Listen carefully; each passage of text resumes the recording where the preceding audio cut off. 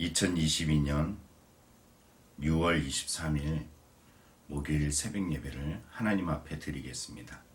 잠깐 기도드립니다. 하나님, 오늘 이 새벽에도 우리와 함께 하시는 주의 이름을 찬양합니다. 오늘의 날들이 모든 것들 우리 주님이 주신 날이기에 은혜들을 날마다 기억하며 하루하루마다 은혜의 흔적을 소유하며 살아가는 믿음이 되게 하여 주옵소서. 예수님의 이름으로 기도합니다. 아멘. 오늘 말씀은 에스더 9장 17절부터 28절 말씀입니다.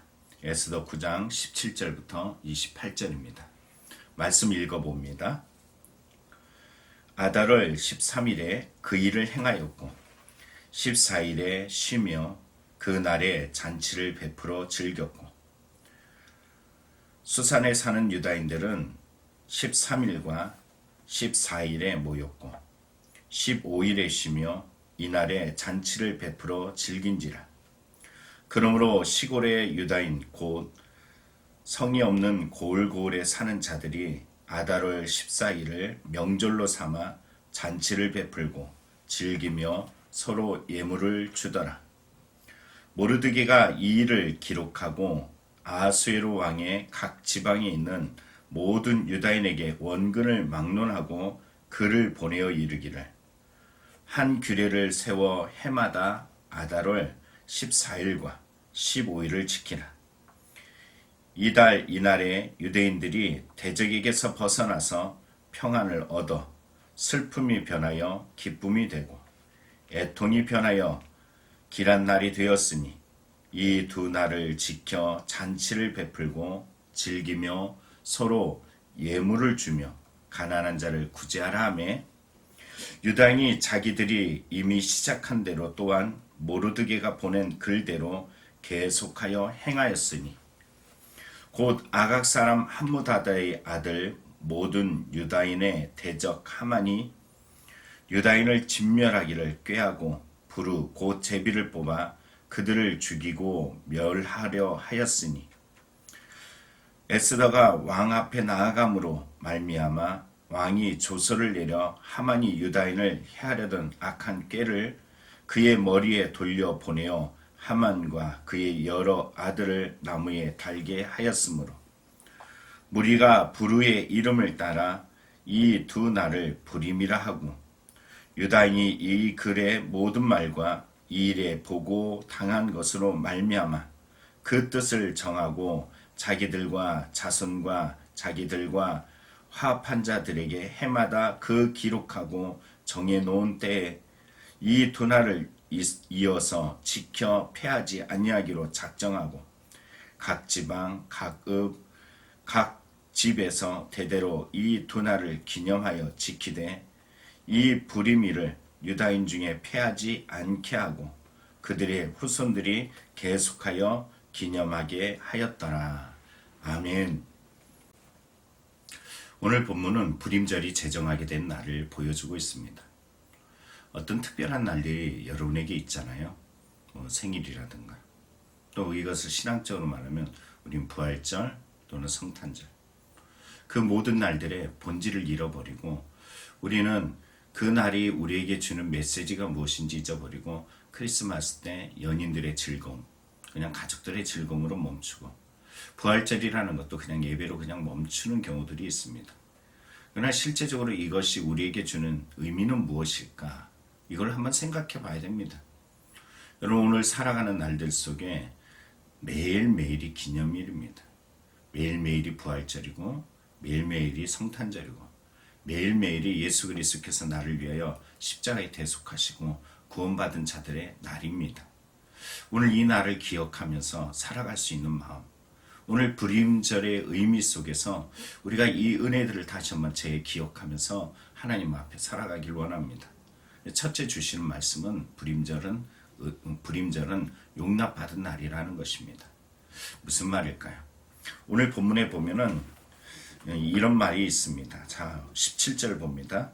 아달월 13일에 그 일을 행하였고 14일에 쉬며 그날의 잔치를 베풀어 즐겼고 라고 이야기합니다. 이 하만으로부터 죽을 수밖에 없었던 이스라엘 백성들, 이 유다인들이 바로 살아나게 되었어요. 구원을 받았습니다. 그리고 그 날을 제정해서 지키게 됩니다. 그 일을 행한 날이 13일이고 그리고 14일에 쉬었다라고 이야기해요. 그리고 또 볼까요? 18절을 보면 수산에 사는 유다인들은 13일과 14일에 모였어요. 그리고 15일에 쉬었다라고 이야기합니다. 성경이 주는 이 메시지 속에 쉬었다라고 이야기하는 이 쉬다, 외노하흐라고 말하는 이 말의 원형이 있습니다. 이게 바로 누하흐라는 단어입니다. 이 누하흐라는 단어는 3장 8절에 하만이 유다인들을 해하고자 계획하면서 왕에게 고발할 때 썼던 단어입니다. 뭐라고 고발했을까요? 자, 우리 3장 8절을 한번 찾아가서 읽어봅니다. 하만이 아하스로 왕에게 아뢰되 한 민족이 왕의 나라 각 지방 백성 중에 흩어져 거하는데 그 법률이 만민의 것과 달라서 왕의 법률을 지키지 아니하오니 용납하는 것이 왕에게 무익하니이다. 자, 이제는 이스라엘 백성들 곧 유다인들이 용납을 받지 못하는 날이 되었습니다. 그들은 이제 모두가 죽게 되었다라는 것이에요. 구원받은 날은 뭡니까? 용납받은 날이에요. 여러분과 저의 삶의 하루하루의 모든 날들이 어떤 날일까요? 용납받은 날입니다. 누군가 때문에 막 속상해서 생각해 보다 보면은 그 대상이 누구냐면 하나님으로부터 내가 용납을 받았어요. 우리가 용납받았다라는 것을 잊어버리고 삽니다. 그러면은 남을 용납하지 않습니다. 하나님께서 나를 어떻게 용납해 주셨는지 오늘 하루하루마다 이 용납의 날을 기억할 때 우리는 이 불임절 속에 담겨진 하나님의 용납을 기억하면서 그 은혜들, 그 사랑들, 그 감격들을 우리는 선포하며 누리게 됩니다. 오늘 저와 여러분들이 이 용납받은 날, 우리가 아직 죄인 되었을 때 하나님께서 우리를 위하여 아들을 내어주신 이 십자가의 사랑이 바로 용납받은 날임을 기억하고 기도할 때마다 또 되새기며 하나님 앞에 살아가는 오늘 한날이 되길 간절히 축원합니다. 두 번째 불임절의 날은 기억되었다는 것입니다. 여러분 무엇을 기억합니까? 오늘 성경을 보면은 20절에 이렇게 말합니다. 모르드게가 이 일을 기록하고 아하스웨로 왕의 각 지방에 있는 모든 유다인에게 원글을 막론하고 글을 보내어 이르기를 한 규례를 세워 해마다 아달월 14일과 15일을 지키라. 자, 이 날을 지키라 라고 이야기해. 왜 지키라 그랬을까요? 14일과 15일을 지키라고 한 이유가 22절에 나옵니다. 이 날에 유다인들이 대적에게서 벗어나서 평안을 얻어 슬픔이 변하여 기쁨이 되고 애통이 변하여 길한 날이 되었으니 이 두 날을 지켜 잔치를 베풀고 즐기며 서로 예물을 주며 가난한 자를 구제하라. 자, 이 날이 어떤 날이라고요? 다시 한번 봅니다. 22절 한 번 더 봅니다. 이 날에 유다인들이 대적에게서 벗어났다. 평안을 얻었다. 슬픔이 변해서 기쁨이 됐다. 애통이 변해서 길한 날이 됐다는 것입니다. 죽을 수밖에 없었던 너희들이 살아난 날, 이 은혜의 날, 이 구원받은 날 기억하라는 것이. 사람이라는 존재를 보면은 기억하지 말아야 될 것을 기억하고, 여러분 기억해야 될 것을 기억하지 못하는 경우들이 참 많습니다. 하나님께서 오늘이란 날들 속에 나에게 행하셨던 수많은 은혜, 그 받은 사랑, 오늘이 되기까지 얼마나 숱한 날들 속에서 어렵고 힘들고 괴로운 날들을 이겨서 여기까지 왔는지 이것을 싹 잊어버려요. 모든 것이 나의 능력이고 나의 힘이고 내가 다 있다라고 착각을 하는 경우들이 많습니다. 여러분 다시 기억하시기 바랍니다. 은혜의 날을 기억하시기 바랍니다. 나를 살려주신 나를 기억하시기 바랍니다. 얼마나 힘들고 괴롭고 아팠는지 이 날들을 넘어서 여기까지 이끄신 에베네셀의 하나님을 더 기억할 때 우리의 인생에도 정말로 하만 같은 존재 또는 심지어 주위의 블레셋 같은 존재들을 능히 이겨나갈 수 있는 힘을 얻게 될 줄 믿습니다. 여러분 기억하시죠? 다윗이 골리앗을 물리칠 때 승리의 비결은 그의 인생에 가장 힘들고 어렵고 기억되지 못할 날들에 하나님이 자신을 구원해 주신 나를 기억함을 통해서 이겨냈다라는 것입니다. 기억하시기 바랍니다. 다시 한번 은혜의 날을 기억하시기 바랍니다. 나의 나됨의 은혜를 기억하심으로 여러분 이 한날을 또 이겨나가는 귀한 사랑, 귀한 은혜, 귀한 감사가 내 입술에서 선포되길 원합니다. 부정적인 일들을 기억하는 존재는 자기 안에 갇혀 삽니다. 그런데 오늘 본문에 보세요.